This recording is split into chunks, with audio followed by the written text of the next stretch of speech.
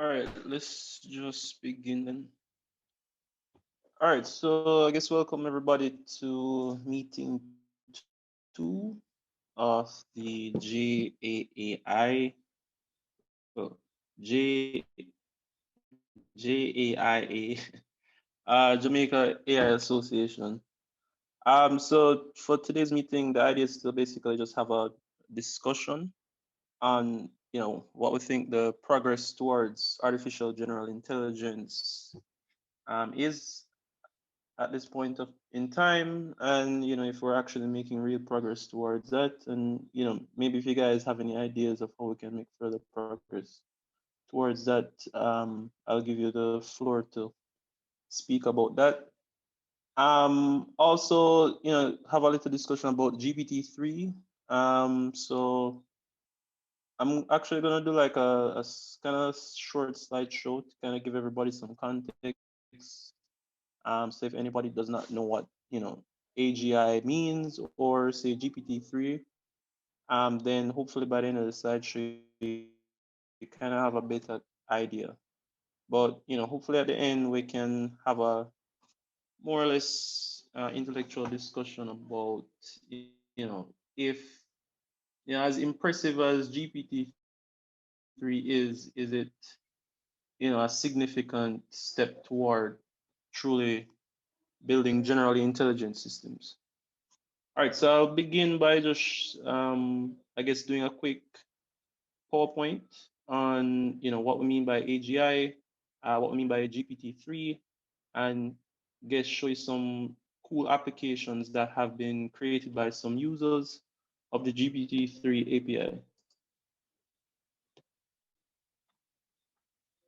All right, so let me know if you guys are seeing my screen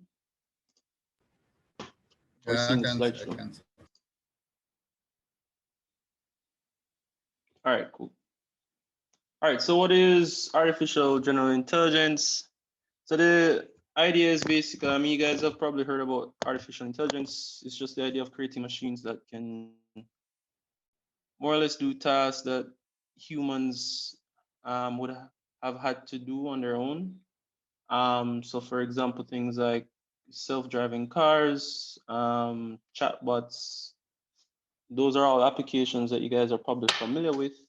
Now, the term artificial general intelligence really talks about one day, or that a theoretical goal of creating a machine basically capable of learning or understanding any task that a human can. So I mean, you guys have probably watched a lot of sci-fi shows, um, probably data from say Star Trek, or maybe you've watched iRobot.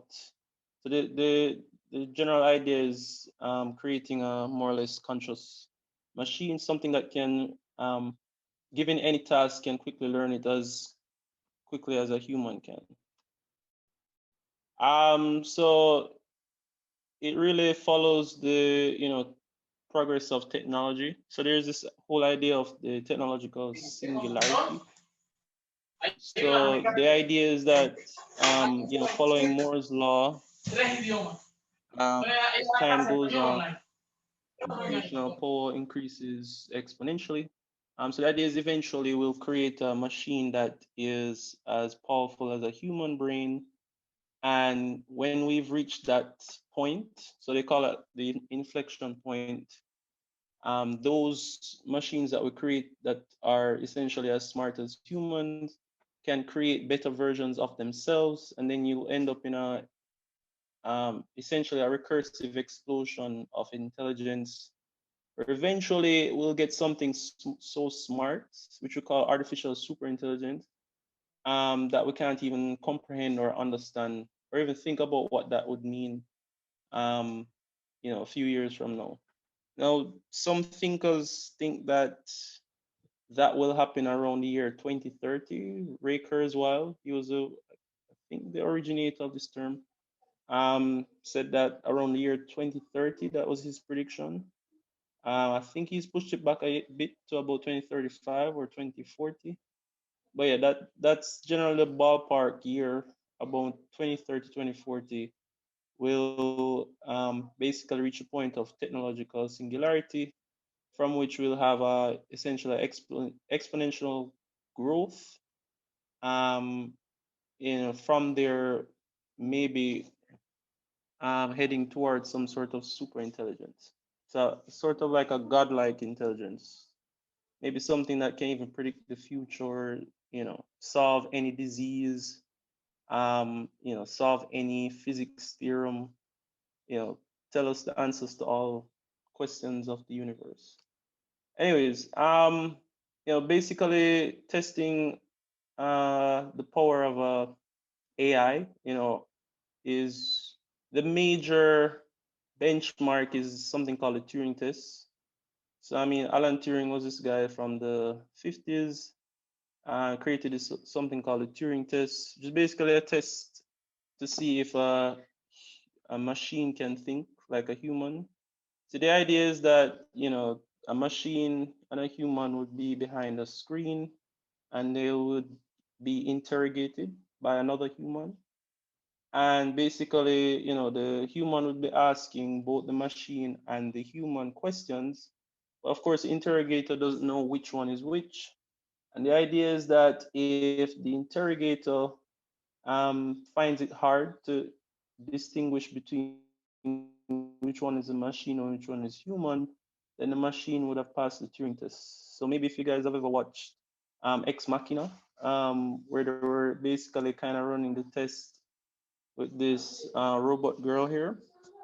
Although it wasn't really a real Turing test because the guy could actually see the machine, but the idea was pretty much still the same, where he was asking her questions and he was trying to test if she was truly intelligent. So there have been some thinkers, some famous people that have given some warnings about the advancement of AI, the whole ethical um, ramifications behind it, and if we keep building these systems that we more or less don't have a full understanding of, and eventually if they do become so powerful, even more powerful than a human, then we risk basically creating our own doomsday scenario. So Musk and Hawking are two notable figures that raise such concerns. So most people that think about AI ending the world probably have this scenario in their heads. I mean, if you ask most AI researchers and AI thinkers, this is a little bit on the unrealistic side, but it's pop fiction, so this is what most people, when they hear the term AI, they think of killer robots. But actually, we don't even have to wait until we reach this scenario. There are other scenarios that are actually much closer and actually maybe could even happen within the next few years. So one such event is nuclear fallout.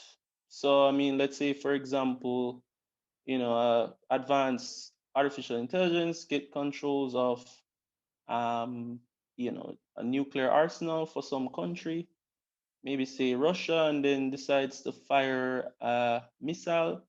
Maybe not even say fire a missile, but fake a missile firing. And then probably USA sees that and is like, oh, Russia is trying to go to war with us. And then they fire their nuke. And of course, Russia would fire their nuke. And then, of course, we would end up with self-assured mutual destruction and all the bad stuff that can happen with nuclear fallout. One other scenario that I mean even happens today, and I think is a big factor of machine learning algorithms with social media and all of that stuff, is I guess what we've seen over the summer with a lot of the protests, a lot of them ending up being violent. Um, the thing is, sites like Facebook and Twitter, they make money based on how long people, view their content or view content on their site. That's how they make money through ads. And a big reason why they are so successful at it, at keeping people's eyes glued to their phone, is with the use of machine learning algorithms. And the idea is that the machine learning algorithms knows what you like and keeps pushing that same content to you. The That has some benefits, but the problem with that is that it can cause more polarized societies, and we've seen something that appear up in the U.S. where the two sides now are so polarized. There's almost no you know there's almost basically no agreement on anything. And I think one big factor for that is machine learning algorithms that are being used today to recommend content, videos, and all of that stuff. So there are real dangers to artificial intelligence today. So we don't even need to wait on killer robots. Um, so I guess let me go into talking about GPT-3 and why it's an exciting development. So generally, one task of machine learning is something called language modeling. So if you've ever used Google Translate, where if you put in a sentence in one language and it comes out in another language, so that's an example of language modeling. Or even an AI that can maybe even write a novel or something like that. That's another example of language modeling. The idea is that we'll have this thing called a neural network that is basically trying to predict the likelihood of the next word that would appear in, say, a sentence. So one approach to that is using something called recurrent neural network. It's basically a neural network that makes use of something called a hidden state, which is just basically a long list of numbers called a vector. And the idea is that the output from the previous time step becomes a part of the input to the next time step.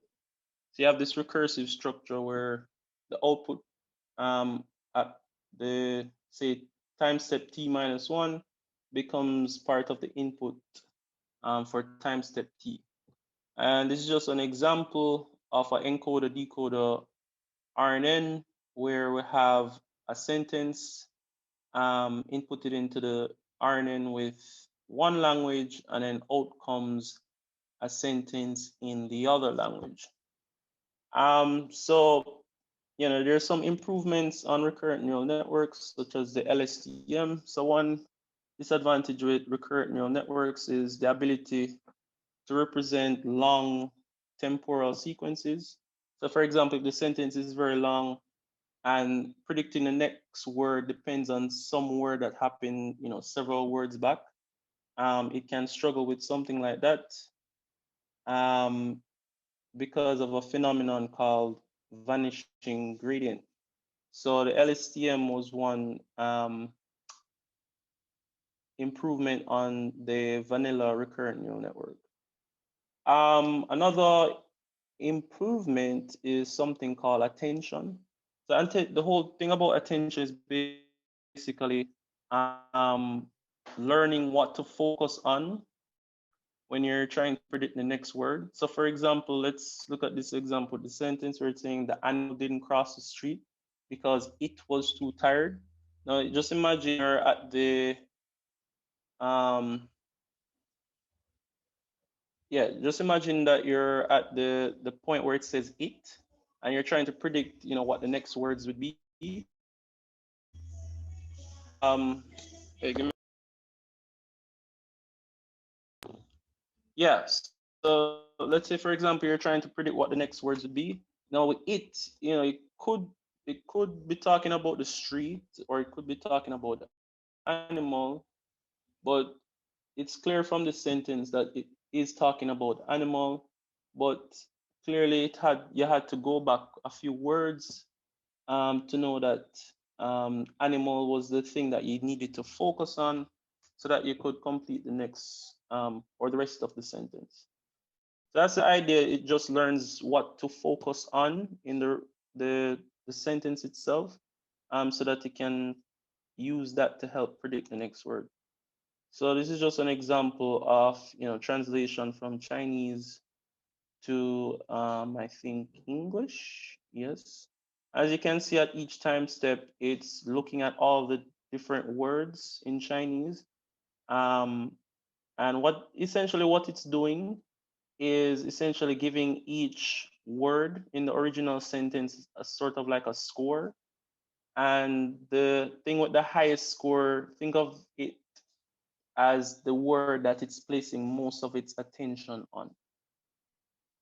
So that's essentially what we mean by attention. So, you know, some researchers at Google thought, hey, why not we just um, do away with recurrent neural networks and just use attention? Because it seems like it's pretty good. So that's what they did. So they came up with this paper called Attention is All You Need. And in that paper, they came up with a model called the Transformer. So it's not like the actual robots in the movies. Not sure why they call it a transformer, but anyways. But the idea is that basically it uses the principle of attention, which again is, as I said, it's basically just giving a score to the words in the sentence, and that score determines the importance of that word in predicting the upcoming words. So I won't go too much into the architecture because I mean that would take a whole video in itself. But basically, they found that this worked very well, especially on a lot of tasks, language tasks. One of the first models that came from this, transformer architecture is BERT. This was a model made by Google. So this had about 355 million parameters. And from that came GPT-2, which was a model created by OpenAI, which has 1.5 billion parameters. And they have another model, T5. I'm not sure who made that one, but it has 11 billion parameters. GPT-3 now is the one that came out recently, which has 175 billion parameters.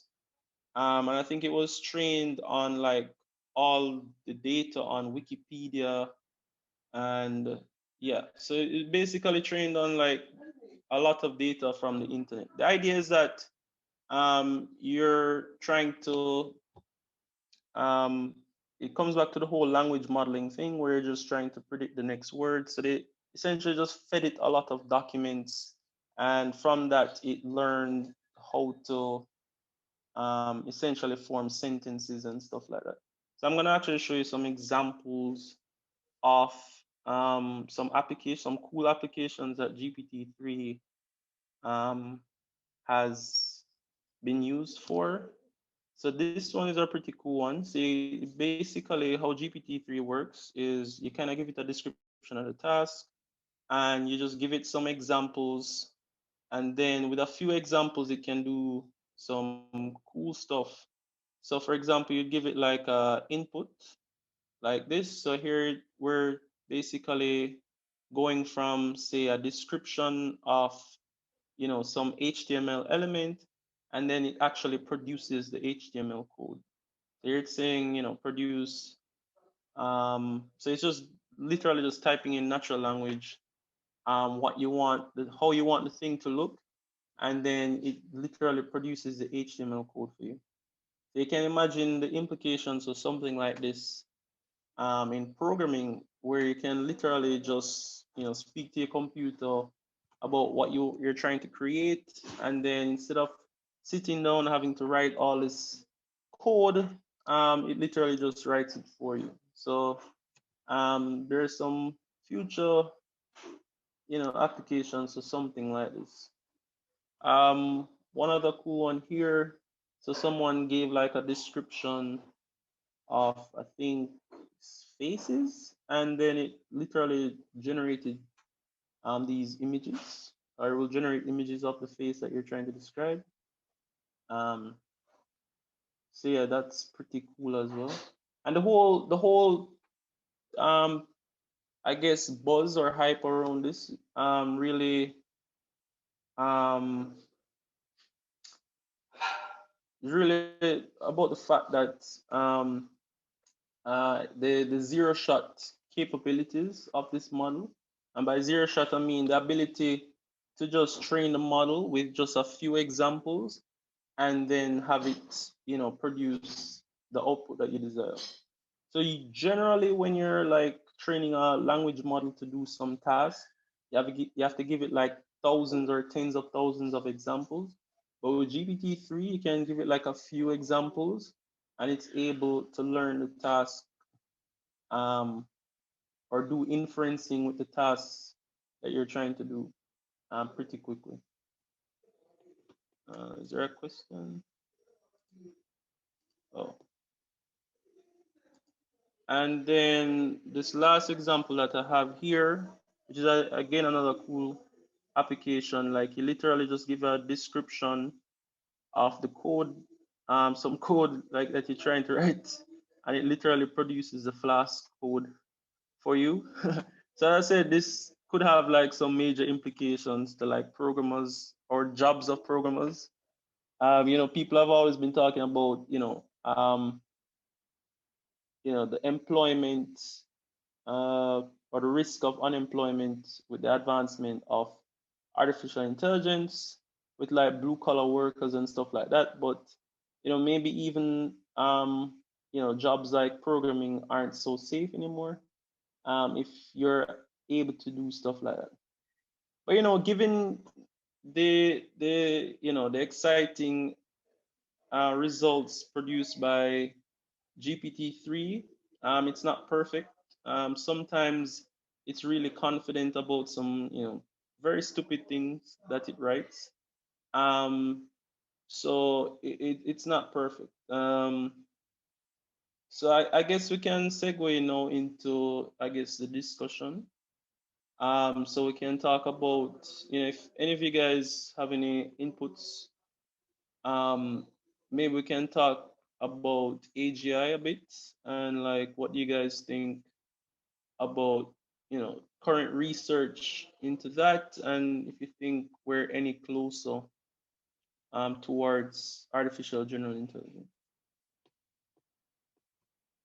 Say anybody, if you want to talk. Yeah, so the floor is open. Yeah, I was thinking about GPT-3 and Yeah, how they train it off a lot of data. They yeah, actually essentially train it. If they were to make a bigger model, it wouldn't be that mm-hmm. it would be to get the power to train it, like because they train it on a supercomputer. They said the Yeah, issue would be to actually get more data because they essentially train it on all the data they could find on the internet. So I was yeah. wondering, yeah, or something like that. So I was thinking maybe they should like start adding in a way for it to like to train it Mm-hmm. on videos and audio, images essentially. Oh, Yeah, yeah. so images I as think well as they. video because most of the information on the internet. So it would be essentially predict instead of just predicting the next word, it would be predicting the next frame and the next word being Mm-hmm. spoken. Yeah. So I feel like that would be an interesting experiment for another version of GPT-3. I would They have way more actually, time. yeah. Um, they actually, I think, came up with a thing the other day. I think I posted a link to it in the group. Something called DALI, something that they released recently. Um, let's see if I can bring it up. Oh yes, the pixel based GPT Yes. model. Yeah, this. So I think I give it like a description and then it produces the images. Yeah. So the same thing you were describing, Dimitri. I think it's something that they're actually exploring right now. So yeah. So yeah, this is like would But be it. I hear what you're saying about the thing there. That you were mentioning the whole thing about the data. Because I mean that's actually one of the, I guess, the big debates.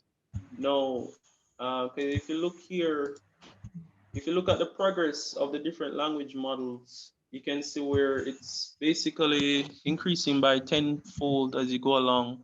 So it started with 355 million, then 1.5 billion, 11 billion, 175 billion. So I guess the idea is that, you know, if you keep scaling this up, then eventually I guess they're hoping that this somehow produces artificial general intelligence. But I don't know. I think it's gonna reach a point of diminishing returns where just scaling up the model is not gonna produce much better results.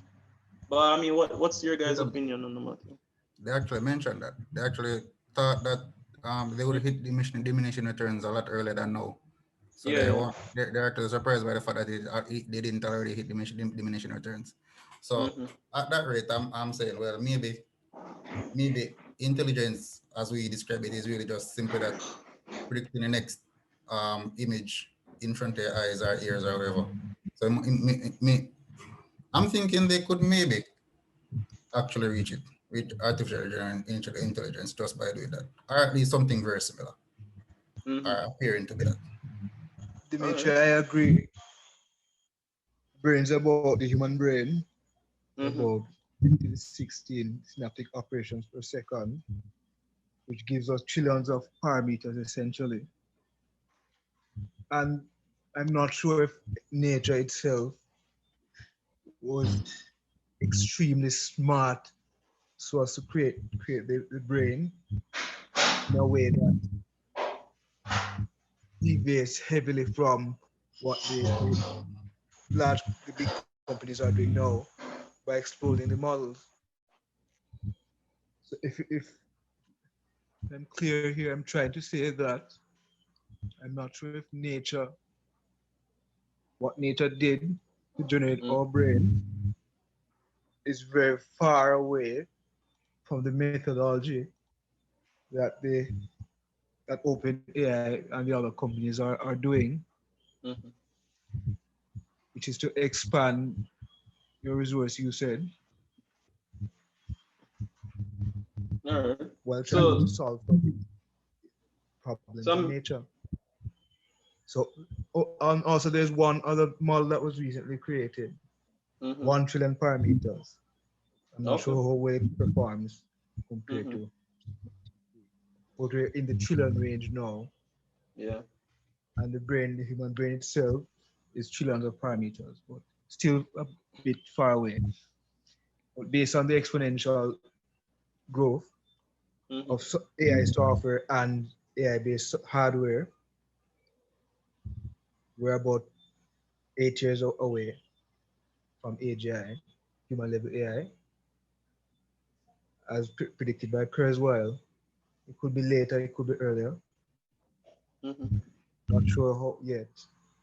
We could very well erase ourselves in some type of war, or some type of virus could end us before we get to engineer AGI. But I'm not sure if nature was exceedingly smart. Granted, biology is quite complex, but there's something in the data that is indicating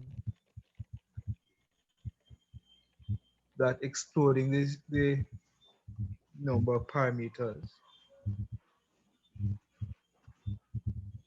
around that methodology may be sufficient to generate AGI, as Dimitri pointed out.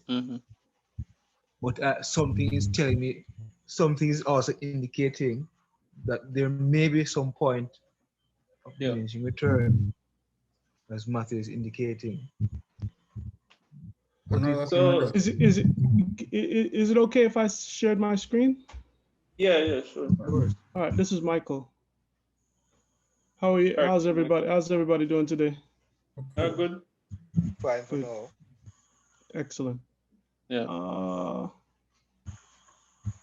And the host has disabled screen sharing, so you have to enable share. Let me stop sharing and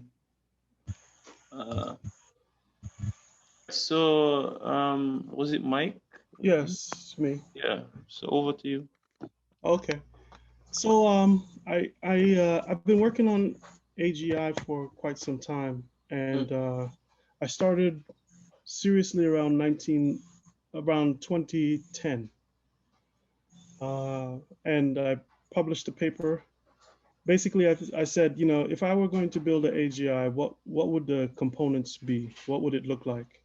So I sketched a little diagram, and then I wrote a paper about it and submitted it to a conference in York, United Kingdom, in England, at the University of York. And then I got feedback on it, and I found that my attempt was inadequate because there are a lot of systems out there that did much more than what I was doing in my diagram of my system. And so I read up on all the systems that were there that I could find. There were about 20 to 30 systems at the time. And then I diagrammed them out and I tried to understand what's the same and what's different between all those different systems. And then that led me to write another paper called Patterns for Cognitive Systems, because I found some design patterns, some commonalities among them. And I submitted that to a conference in Sicily in 2012. And then I got pretty good feedback, and I continued working on this, project in my spare time. And last year, I made a presentation at the at Microsoft at the BICA, Biologically Inspired Cognitive Architecture conference. And so these are some slides from the presentation, and it's directly relevant to what you were saying as far as the approaches that people are taking to AI. And if you'd like, I can share a couple of the slides with you. Yeah, sure. I think you should have ability to share screen. Okay, let me share. Okay, so you can see? Yeah, we can see a screen. All right. So let's look at this bad boy right here.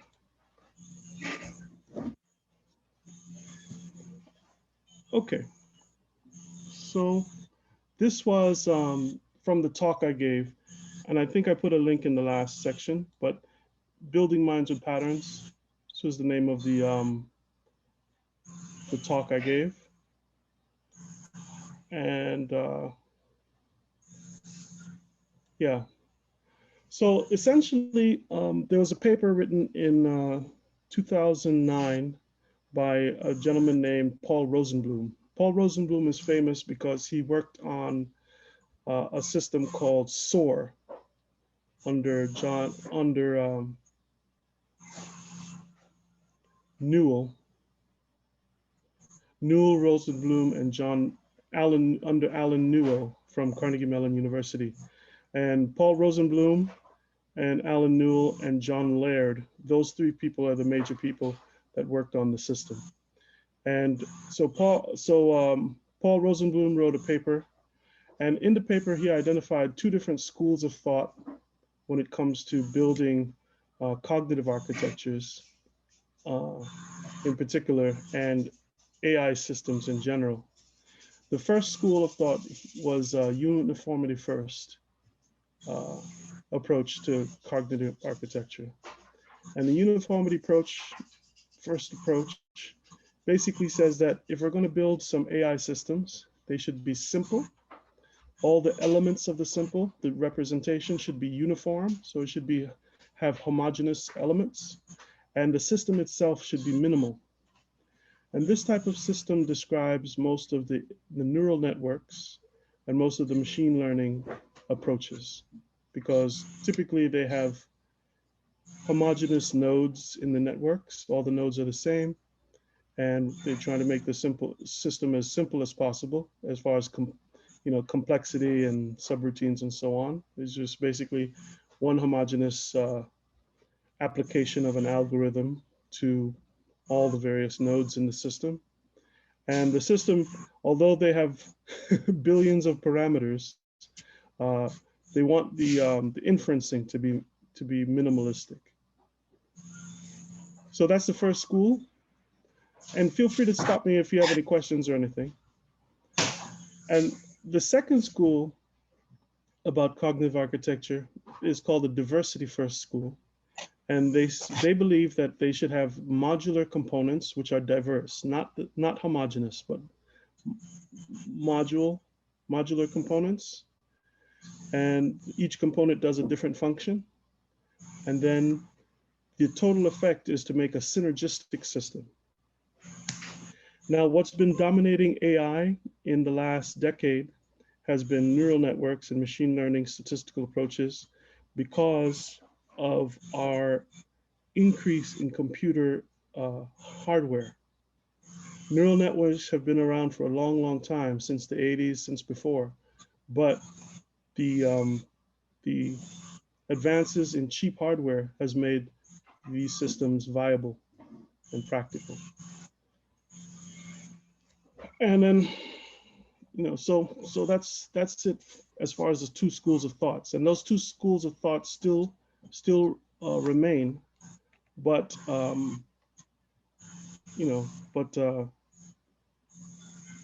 people are firmly set in their camps. Does that make sense? Yeah, I have a question. Do you think that, are you of the opinion, if we're to create, a truly generally intelligent system, we're gonna have to find some way to kind of fuse those two school of thoughts? Sure. Those large connectionist systems and the more modular, I guess, symbolic approaches. Yes. And I think there's a way forward as well, which is kind of a fusion of the two. There's this guy named Jeff Kloon, who's now one of the head people at OpenAI. And he wrote a paper in 2019, and he said that, animal brains are not homogeneous. Their architectures consist of heterogeneous modules, right? So the components in a brain are actually heterogeneous, not homogeneous. And his approach is to try to evolve neural networks using genetic algorithms. And so, he said that it's daunting to create complex architectures by hand. And Nelson Mandela said, which I quote in this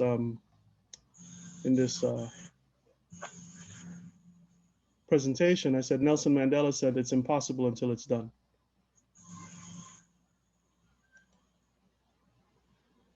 And so basically the way I would approach building an AGI is to build it the way you build any software. You figure out what you want to build, you specify requirements, you take a look at what exists already, you apply some design patterns if you have any, and then but for AGI, for cognitive architectures is different, because you should also find some kind of cognitive theory that supports your architecture, that will help guide you in the right direction. Finally, you identify what your data structures are going to be, and you create I'm in the middle of step 6, creating a platform that you can use to evolve the architecture. And then finally, you compare your approach to everybody else's approach and see how it's going. And then I said in my presentation, that right now, progress is slow because of minimal resources, and it would be faster with more support, more money, more support. But it is what it is. And then finally, requirements. So what do you want to build? So the first question you have to ask yourself is, what does the AGI look like? What do you want to build, right? So you want to build a mind, and you want any device to be able to connect to it. So that's the first requirement, is device agnosticism. It doesn't care what device joins it. You should allow any device to join it. You should perceive and store sensory information from the device, which I call observation. You should be able to create inferences from those observations. You should be able to make decisions based on the observations and the inferences. You should be able to plan to solve goals, achieve goals. So you should be able to develop plans that achieve goals that the system has identified as necessary. You should be able to formulate goals. You should be able to do daydreaming or mental simulation. So you should be able to think about things and then apply what you learned when you thought about things to your present situation or future situations. You should learn from experience. We call that regulation, which is basically correcting your behaviors if they fail and reinforcing those behaviors if they succeed. You should be able to recover from failure, which is basically, there's two things you can do if you fail. You can retrace your steps and go back, or you can replan from where you are now and go forward. So those two things are called reciprocity and inversion by Jean Piaget, child psychologist. You should be able to, if you continually fail at something, you should be able to cope with that situation, right? As people cope, when people, start failing at things, they have different strategies they can use for coping. For example, one, they can call for help or ask for help. They can decide to stop doing what they're doing and do something else.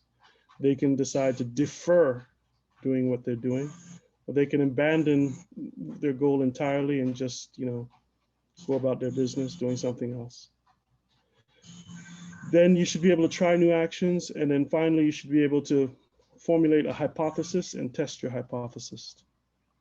So these are different requirements that we want an AGI system to be able to do. Can you think of any other requirements you think might be good to throw in there?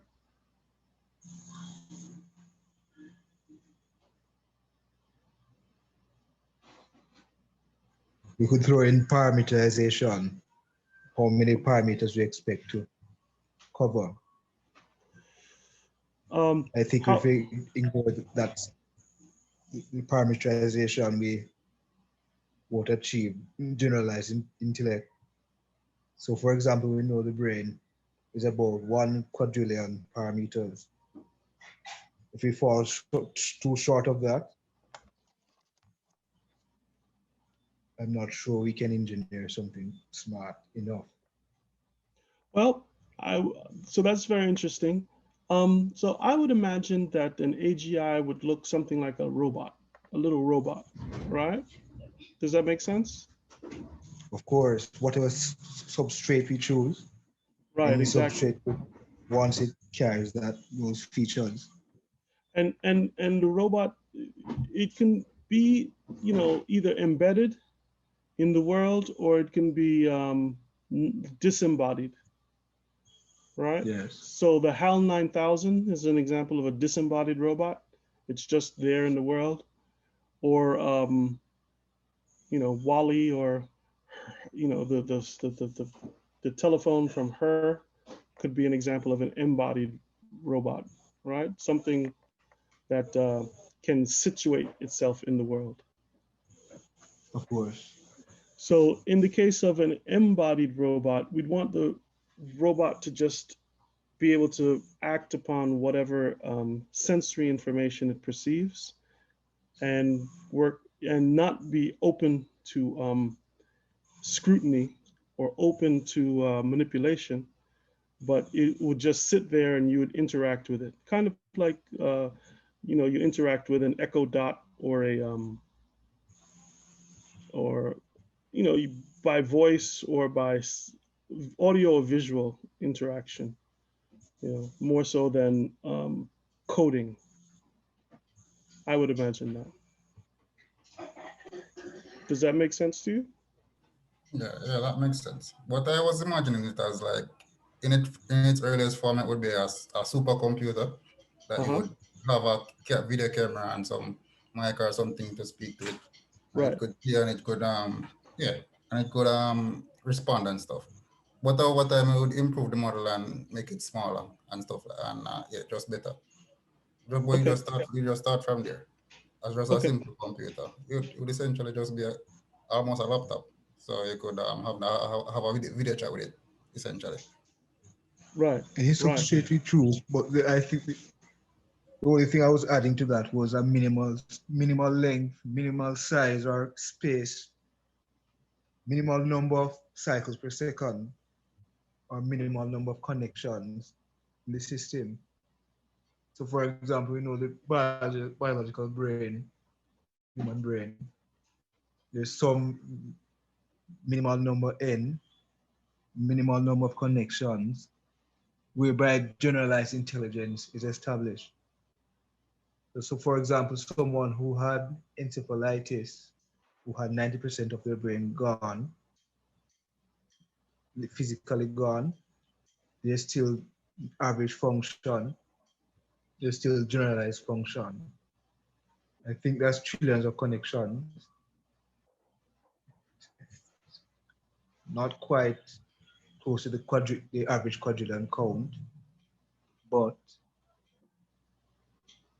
if you want to establish something like Einstein, for example, you definitely, from the biological perspective, have almost a quadrillion counting connections.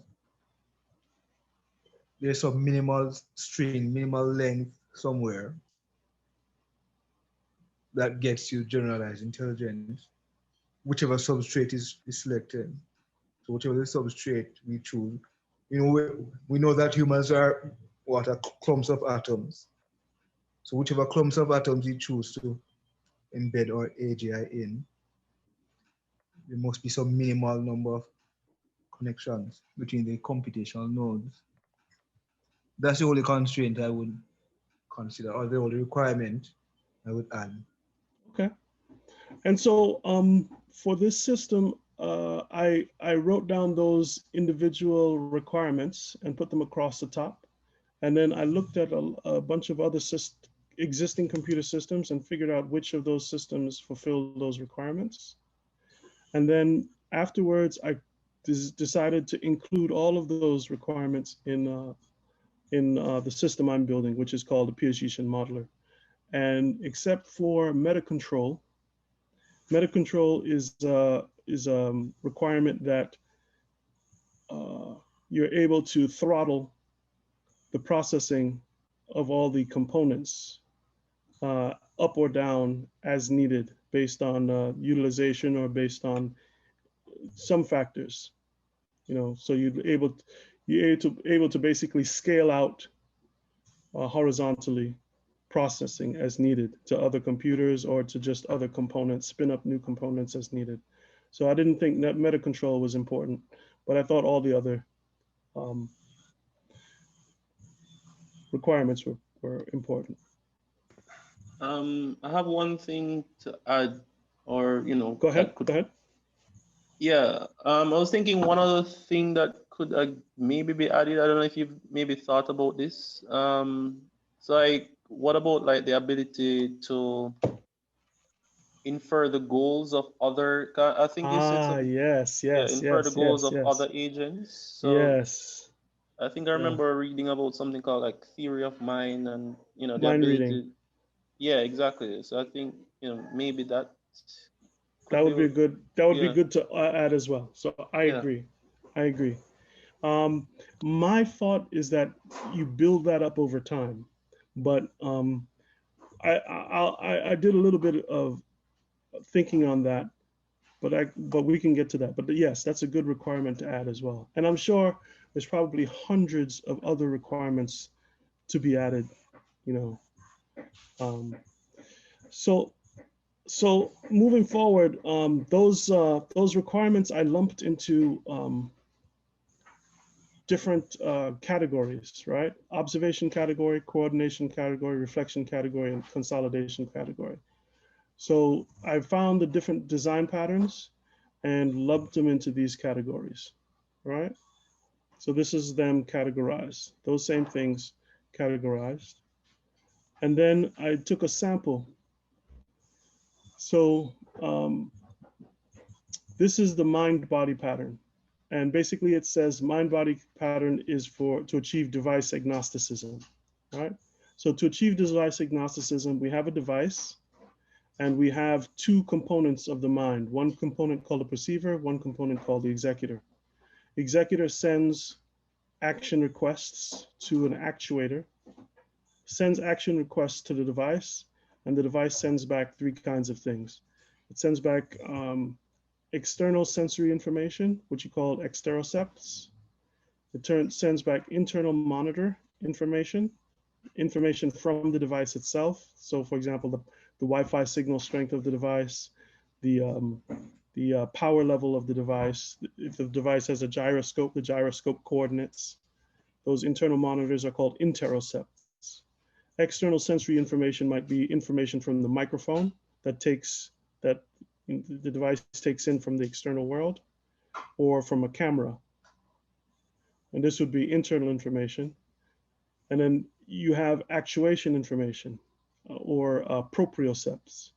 So when the executor tells the device to do something, the device reports back whether it successfully did it or not, if it failed or succeeded to do that task or to do that motor action. So this one pattern is called a mind-body pattern. Another pattern is called the deliberation pattern. In deliberation, basically you have a deliberator which picks an action based on the current situation and based on the objectives of the system. So the system is going to have some goals or some objectives to achieve, and it's going to perceive the current situation, and the deliberator is going to take into account the current situation and whatever possible actions it has available and pick one, hopefully one that helps meet some of the objectives. Now, the actions have to come from somewhere, so you have solvers, which are other components that are proposing actions for the current situation to meet these objectives. Does that make sense? I wanted to ask one question. Go ahead. I'm seeing lots of diagrams here, but normally when I look at precise theories, I normally see some equations. So are there some equations you could look at now pertaining to your overall theory? No equations. This is visual right now. This is just purely visual. There are equations later in the details when you get into the weeds, but at a high level, this is just architecture. And when you do social software architecture, usually you're just dealing with diagrams. No, I was asking about equation in the details.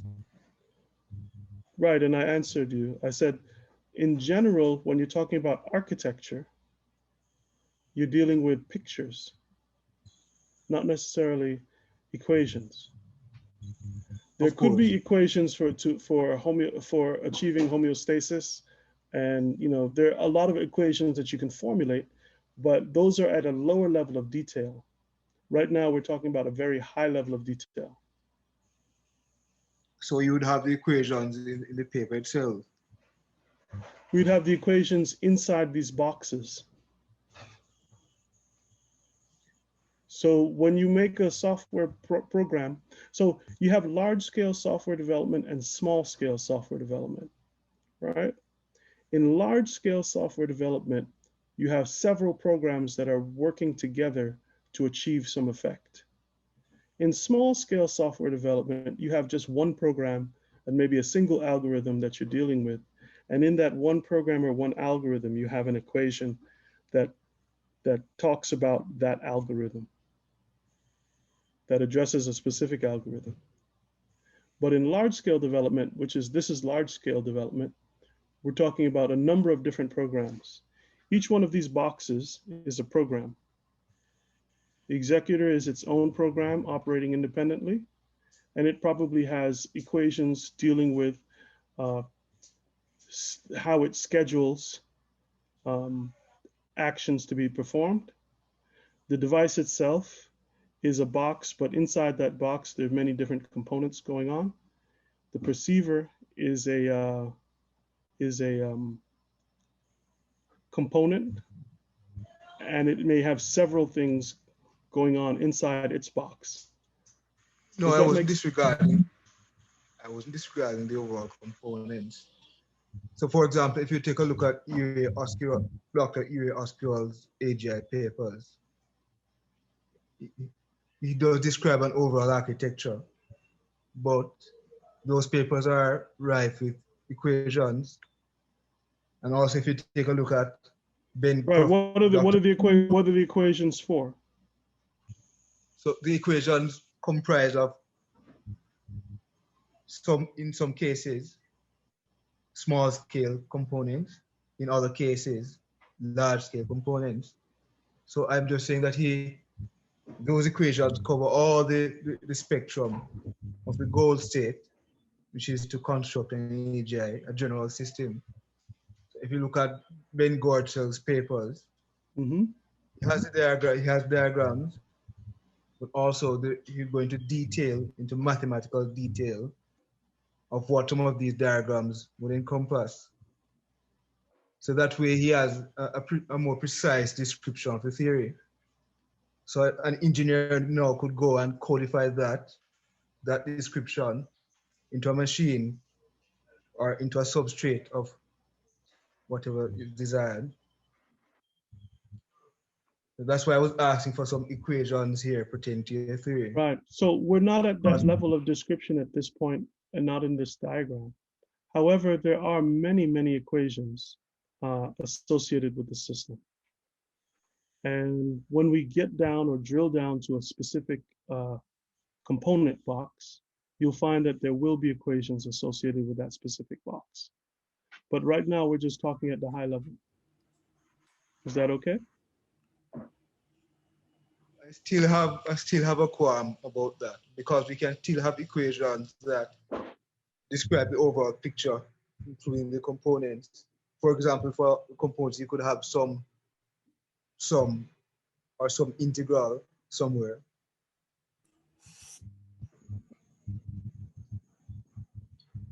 All I was asking for is some equations pertaining to the overall theory.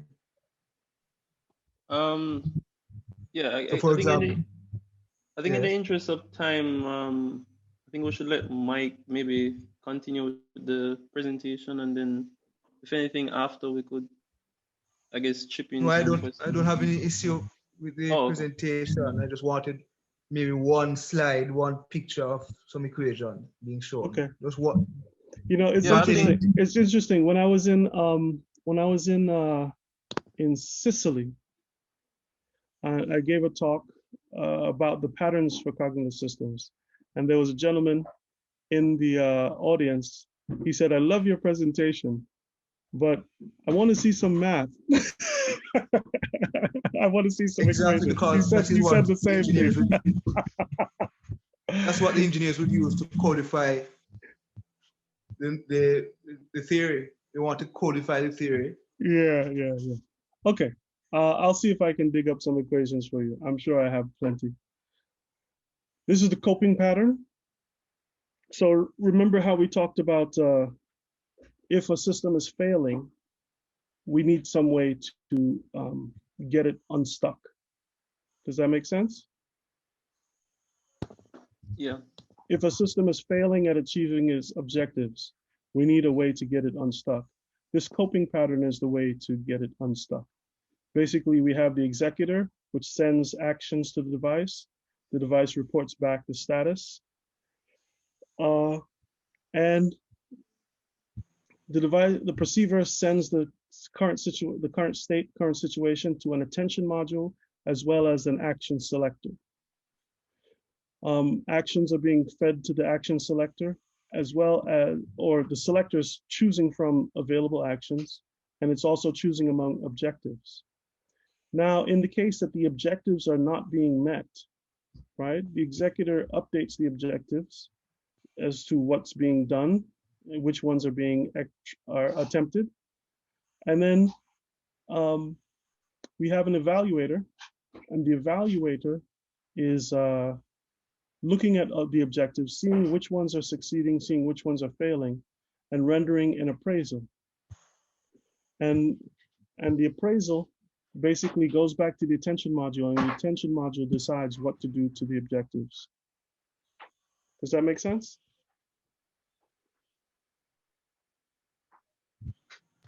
Yeah, but I think several people are A bit lost? yeah, I think several people have to go because, Yeah, of time, yeah. yeah, well, I think we definitely want to pick up on this. Like, I think what we can do for the next so next week we'll actually, like, the whole meeting will be you explaining this Well, or doing a presentation on that's this. possible. But I would just recommend you play the video. I think I put the Oh, link. okay. I put the link in the description. I'll put it again right now. Oh, okay, okay. Everybody make sure they just get a copy of the link. Okay, yeah, this looks really interesting. How do I get back? I mean, it's something that I've been thinking about myself. You know, creating some sort of framework or architecture for, some AGI system. Yes, and this will help. Once you look at it, hopefully you'll see that. Okay, here we go. You'll see that it might be useful, a useful way to think about things. You just have to let it settle. Yeah. And there's a book as well called Building Minds with Patterns that I wrote a long time ago. Back, I think, in 2018. It feels like a long time ago now. You can find it on Amazon and just take a look and see.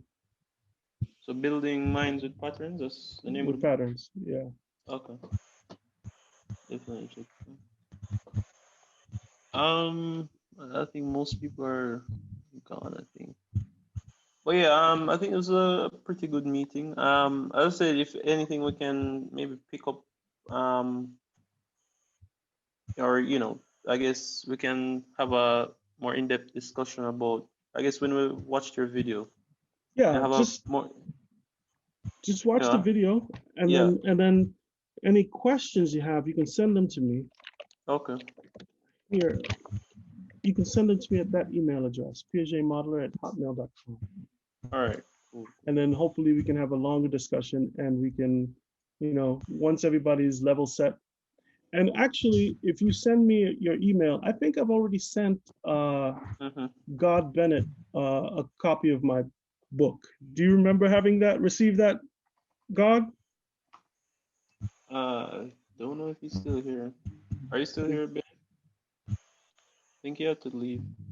Oh, his thing is still up. But okay, but if you want, I can send you a copy of my book. Yeah, I just sent you my email address in the chat. Yeah, so you can take a look at that. Okay. Okay, I'll send you a copy. I'll email you a copy. It should be about a little under 10 megabytes, so you should be able to get it through your All right, cool. Your email. Yeah, so take a look at it and you tell me what you think. All right. Yeah, thanks. I guess sharing your work. Yeah, you're welcome. No problem. I guess this concludes. concludes. Yes, I remember that paper you sent. I'm sorry? I remember the book you sent. Yeah, did you read it or not read it? Not in entirety. Yeah. Did you read the first chapter? I don't know if I remember now. How long was that now? I wrote it in 2018. So maybe if you skim it, you'll get it, because essentially the beginning was the first chapter was psychological theory, And then the rest of the chapter was design of AGI systems. The rest of the book was the second I part. did skip. Although I wasn't comfortable with the equations, the number of equations being used. Yeah, One of the things I wasn't comfortable about. equation bias. You have to look at that. I have picture bias. I like to see Yes, things laid out in front of me. I prefer to see the more equation because that normally indicates a more precise theory is being formed. Normally, at least. To each his So own. anyone, a theoretical physicist could come and say, "Wow, let me try to adapt my knowledge based on these equations." You find that you have interdisciplinary work being enhanced sometimes, although as you say, the diagrams can help. Yeah, I think it takes everything to make a world. So it is what it is. All right. Thanks a lot, Mike. All right. All Take right. care, gentlemen. Thank you. All right, guys. Good meeting. Cheers. Bye.